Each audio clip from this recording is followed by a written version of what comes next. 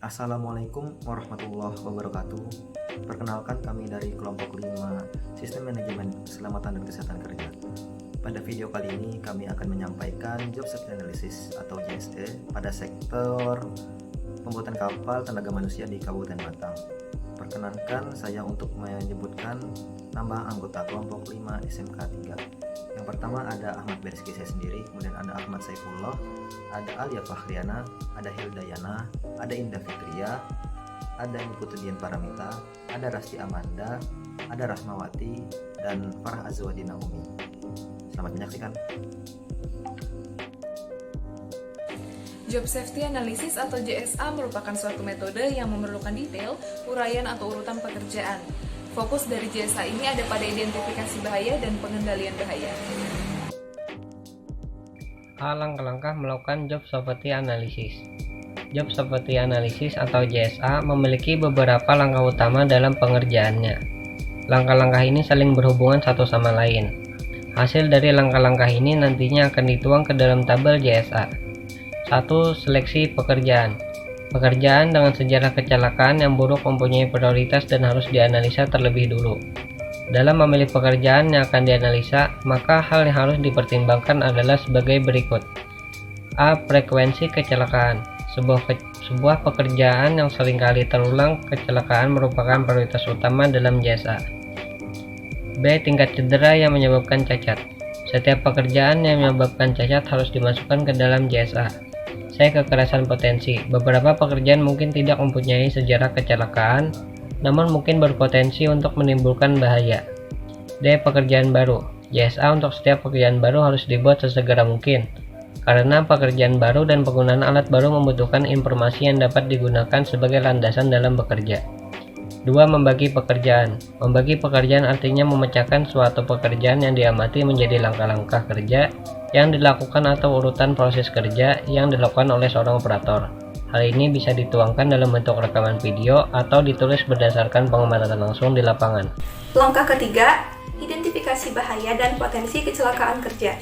Metode ini menggunakan bentuk matriks risiko dengan dua parameter, yaitu kemungkinan dan konsekuensi. Skala ukur kemungkinan atau likelihood dan konsekuensi atau consequences secara kualitatif menurut standar Risk Management Australia atau New Zealand.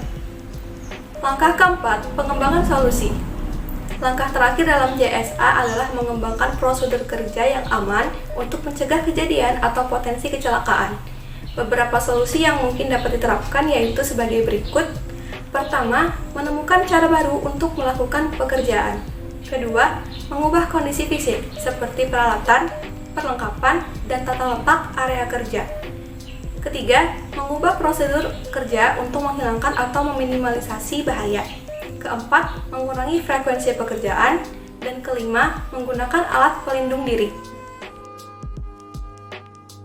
Selanjutnya yaitu manfaat Job Safety Analysis. Manfaat menerapkan Job Safety Analysis bagi perusahaan yaitu yang pertama, dapat menemukan bahaya fisik yang telah ada pada suatu pekerjaan dan sekaligus dapat menentukan metode yang tepat untuk menghilangkan atau mengendalikan kondisi dan tindakan yang dapat membahayakan.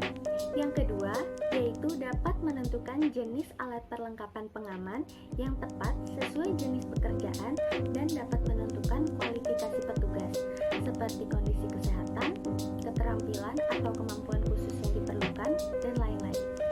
Yang ketiga, yaitu dapat memudahkan dalam merumuskan standar pelaksanaan pekerjaan yang selaras dengan tuntutan operasi yang efisien dan aman, termasuk instruksi, pendidikan, dan pelatihan. Yang keempat, penerapan standar pekerjaan yang aman akan meyakinkan setiap pekerja dalam melaksanakan pekerjaannya secara konsisten dan aman sehingga dapat bekerja lebih produktif. Yang kelima, rumusan rangkuman JSA dapat digunakan sebagai daftar periksa atau checklist pada saat mengevaluasi kinerja K3 di tempat kerja. Yang keenam, mudah dimengerti sehingga dalam melakukan JSA tidak perlu melakukan training terlebih dahulu. Terdapat 6 Job Safety Analysis. Yang pertama, memindahkan bahan baku. Terdapat 2 potensi bahaya, yaitu yang pertama, mengangkat dan memindahkan kayu besar. Yang kedua, tertimpa kayu. Kemudian pengendaliannya ada 2, yaitu mengangkat beban dan berupa gerobak beroda. Yang kedua, menggunakan APD berupa pelindung kepala, pelindung tangan, pelindung kaki, dan pakaian pelindung torso. Selanjutnya ada proses pengerjaan. Terdapat 4 potensi bahaya, yaitu yang pertama terhirup debu, yang kedua bunyi bising dan mesin, yang ketiga berdekatan dengan mesin sensor, yang keempat memegang alat sensor. Ada 4 pengendalian, yaitu yang pertama menggunakan APD berupa masker, yang kedua menggunakan APD berupa airplug, yang ketiga mengganti mesin menggunakan mesin pemotong kayu yang tidak bersentuhan langsung dengan pekerja, yang keempat menambah jam istirahat pekerja agar bisa meregangkan otot sejenak. Yang ketiga ada pemolesan bahan. Potensi bahayanya ada 2, yaitu yang pertama posisi tubuh menunduk saat memoles kayu, yang kedua perasaan lelah dan bosan. Kemudian ada 2 pengendalian, yaitu yang pertama melakukan posisi ergonomi. Selanjutnya pada tahap pengeboran bahan. Potensi bahaya yang terjadi pada saat pengeboran bahan yaitu posisi tubuh menunduk saat mengebor, berdekatan dengan mesin bor, terhirup debu, dan memegang alat bor. Pengendalian yang dapat dilakukan yaitu dengan cara melakukan posisi ergonomis dan melakukan shift bagi para pekerja, mengganti mesin menggunakan mesin bor yang tidak bersentuhan langsung dengan pekerja, menggunakan APD berupa masker, serta menambah jam istirahat pekerja agar bisa meregangkan otot sejenak. Yang selanjutnya adalah tahap pengerjaan pengangkutan bahan untuk perakitan. Potensi bahaya yang ditimbulkan pada saat pengangkutan bahan untuk perakitan yaitu mengangkat dan memindahkan kayu besar ke transportasi serta tertimpa kayu. Pengendalian yang dapat dilakukan yaitu dengan cara mengangkat beban dengan cara yang benar dan membawa beban menggunakan alat bantu berupa gerobak beroda, serta menggunakan APD berupa pelindung kepala, pelindung tangan, pelindung kaki, dan pakaian pelindung torso. Yang terakhir adalah proses perakitan. Potensi bahaya yang terjadi pada proses perakitan yaitu tertimpa kayu serta terjatuh dari atas rakitan kapal. Pengendalian yang dapat dilakukan pada tahap ini yaitu menggunakan APD berupa pelindung kepala, pelindung tangan, pelindung kaki, dan pakaian pelindung torso, serta menambahkan handrail untuk berpegangan.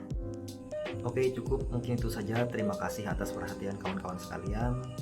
Wassalamualaikum warahmatullahi wabarakatuh.